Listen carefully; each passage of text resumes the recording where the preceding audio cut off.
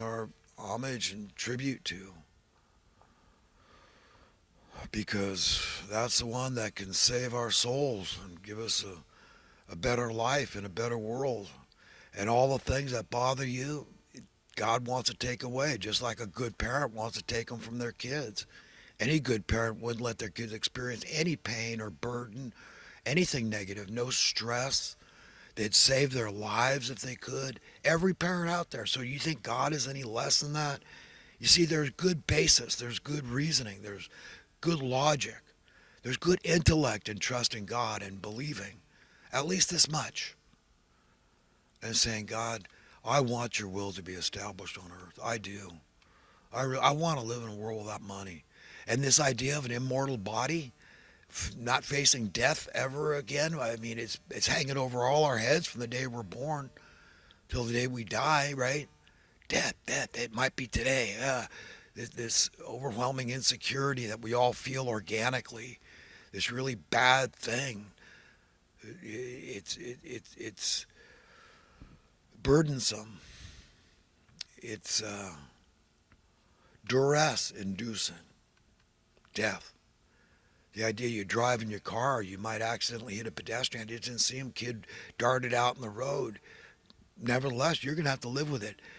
I'll forever be questioning. You said, could I have been just a little more careful?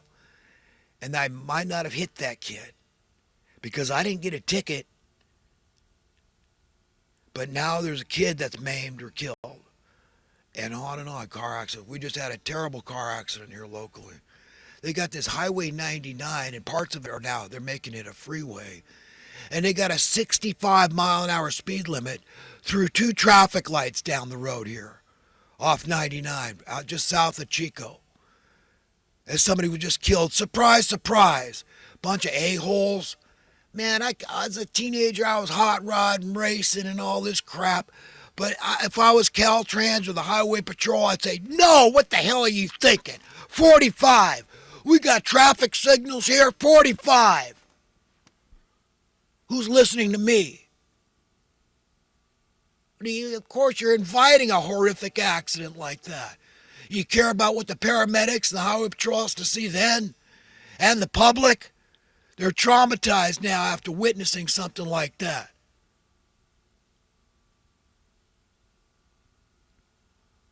Better safe than sorry.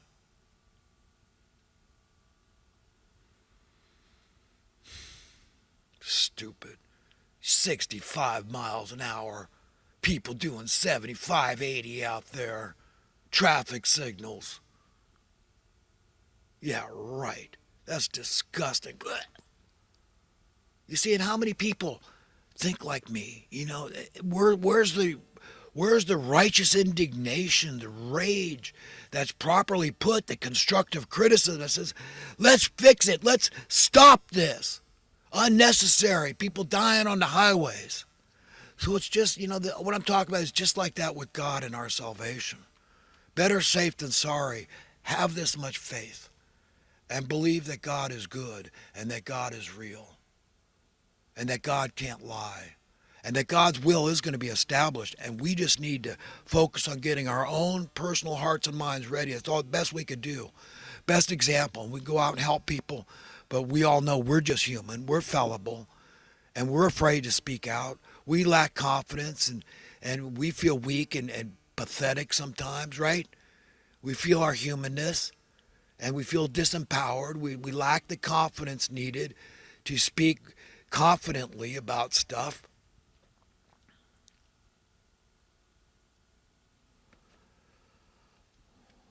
Yeah. So you turn to God. That's what I say. We need God. It's going to take God doing the heavy lifting to get this job done. But the money lovers, the masters of misery out there, got to be put down. And whoever says, you know what, I don't want to be, it's in their heart. You see, that's where they're saying it. In their heart and minds, they're saying, I don't want to live in a world without money. I love a world with money because I've done very well for myself. And my children are doing very well. And they're going to pass a legacy. They're going to leave it, or it's an aristocratic legacy. So I like it. I don't want the status quo to change. I don't want the state of affairs to change. monetarily speaking. I don't want an end to money whereby everybody is born filthy rich. So you need to seek your own heart and mind. And that's a message you got to get out to people, because we're down to the last minute of the last hour before midnight here on earth. I believe that. That God is, I feel it. No more bloody revolutions, because previously in history, when you took away the hope from the people of ever getting ahead, okay, when they're trying to run out of that economic, financial pit of sand, they're told if you work hard enough, you're going to do it. You're going to get ahead. That's American dream, right? That's what they're lied to. They're told that crap, and they believe it. They're deluded successfully. So they go out there, they bust their behind. All of a sudden, oh, sorry, but we got to dump more sand on it. The cost of living goes up because they're borrowing more money because of the executive and the Congress and the Senate. And then the money print. We're happy to loan it, but you understand we're gonna break you. We're the arm breakers, money lenders. We'll break your legs and arms. You got to pay this. You got to at least pay the interest on the principal. And how are they doing that? The backs of the poor. You understand, like rungs on the ladder. The poorest at the bottom, they get the worst. They get nailed the worst by inflation, by the debasement, the dilution of the money. But now they got to keep going up the ladder, right? So got to make it impossible for you to ever get ahead, to ever get out of that sand pit, that money pit you're stuck in. You can't get ahead. You can't save enough money for a down payment on a home. It's hopeless. So what are you going to do? So people blow their brains out. I mean, there's a lot of suicides out there. Teenagers, they see the hopelessness. What kind of world am I being brought in? Exorbitant rents. They hear the rents people are paying. What's a minimum wage job clear? So what, I'm looking at food stamps and begging for going to the housing authority with my hand in hat and hey, can you help me out here? I can't afford my rent anymore. I'm getting old. I don't have the strength, the stamina to keep doing this job. People are thinking ahead. We're smart. Humans are really smart. So, now teenagers are killing themselves. I don't want to be in this world. I don't like it. I mean, obviously the game is rigged, and decent people, they don't want to win a game if it's rigged. I mean, who does? It's got to be played fair. I don't want to win a rigged game where there's cheating, conniving, and all this, throat cutting, saying, oh, if we marginalize, subjugate people based on their job title, when their job, nobody can argue that their job is indispensable to society's welfare. You see how sick and twisted that is? That's the culture. That's a society I live in. That's a world I live in, where what is burdensome to one man, paying exorbitant rents and mortgages, is called value. It's the value. Don't you understand, man? That's the value of your home. That's good. High value of your home is good. You understand? That's the culture. That's how we're all being trained to think and to believe that that's okay. That state of affairs, that status quo, that equation, that works. Yeah. That's just the way it is, man. It's dog eat dog world. It's a rat race. Duh, you got to step on toes. Duh, you got to cut throats. Duh, you can't care about every Tom, Dick, and Harry out there. Duh, live like a family. Man, what are you on, man? You've been pipe dreaming, man. It's never going to happen. It's just going to get worse and worse and worse and more acute. And they don't talk about where it's going then, eventually where it's headed. Or they don't know history. They don't know what always happened before in history. When you make people's lives too miserable, financially speaking, you take away too much freedom. You take away too much security. They're living in too much fear. They're living in too much hopelessness. You end up with a bloody revolution. Look at your history. Read about what happened with the French Revolution, because it exemplifies what I'm trying to convey to you, my friends. So understand, this comes down to a battle, literally, of higher beings. At this point in history, this is a very unique, unprecedented, every point in history is.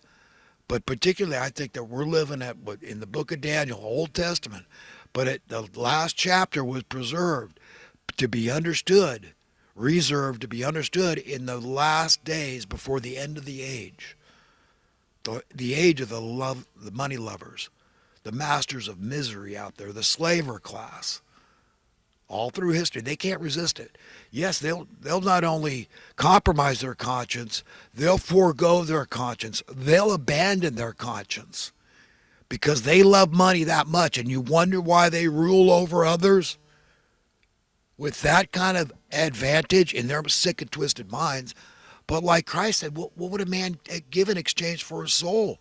They're selling their soul, so how smart are they really? They may be evil genius, but evil genius is not nearly as smart as holy genius, right?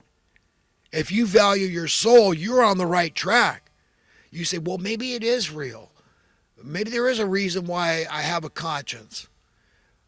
I care about things like honor and integrity, doing the right thing, being an honest, upright, decent human being, being a nice human being, empathizing and showing mercy and compassion and love and concern and care for other people, showing it because I want those things for me. I want that. Those are the kind of people I want around me, all family like, all caring very deeply. And hey, what can I, anytime anything's at all amiss? Otherwise, let's just have fun.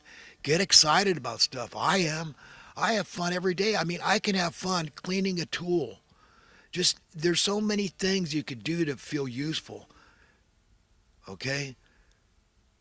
We shouldn't have to be worried about charities supporting the people in need out there. Our government is extracting that from the taxpayers. But we all do. I mean, do we say, hey, the jailers, the court system, you got to depend on charity. Why don't we the people get to pick and choose where you got to depend on charity? So what if the jails, instead of making you and me pay for these criminals, and the vast majority of the crime is induced because of financial desperation? So why don't we make them depend on charities and run ads? Support support these inmates. They need 3 hots and a cot, and they need medical and dental, and they need education and training, and they need they need energy. They got to take hot showers and et cetera, et cetera, et cetera. Right? So please support your local prisons. Let's see some ads like that. I mean, I want people to think outside the box, friends, and don't just buy this so-called reality, this unreality that's shoved down your throat from birth. And the best your parents knew, just say, go with the flow. And common sense dictates that it's practical to have money, so you go out there and you put your nose to the grindstone and you don't look back. And I mean, I believe in the work ethic. I admire people that have the work ethic and that can get ahead a little, or at least, hold their own, because it's getting harder and harder and harder for people to just hold their own, man. Hang on to the house they bought, okay?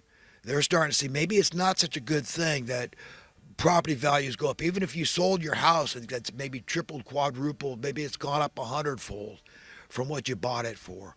But if you sell it and you need another house and you got to buy, what are you going to pay for it? Then what are the property taxes going to be? People got to think, man. Think outside the box. Don't believe that it's good that housing prices are high, housing values are high, housing costs are high. The mainstream media never talks about the direct correlation between the price people are paying for houses and the cost they're paying for rent. But yet all the investors out there, the precious investors, what would we do without them that have bought up all the extra housing, all the fixer-uppers, make sure there's nothing out there, no scraps left for the struggling young couple to pick through. No, those are the deals, man. And then you hire cheap labor. We've got, hungry immigrants coming in all the time, and they'll use any scam they can, and they know how to get on welfare first, or refugee status. They get bumped up in the line, and they got all this, and they got friends here helping them, legal advice and everything else, so they know how the scam works. And but hey, we got to make sure that you stay under our thumb. We got to let less and less people be homeowners.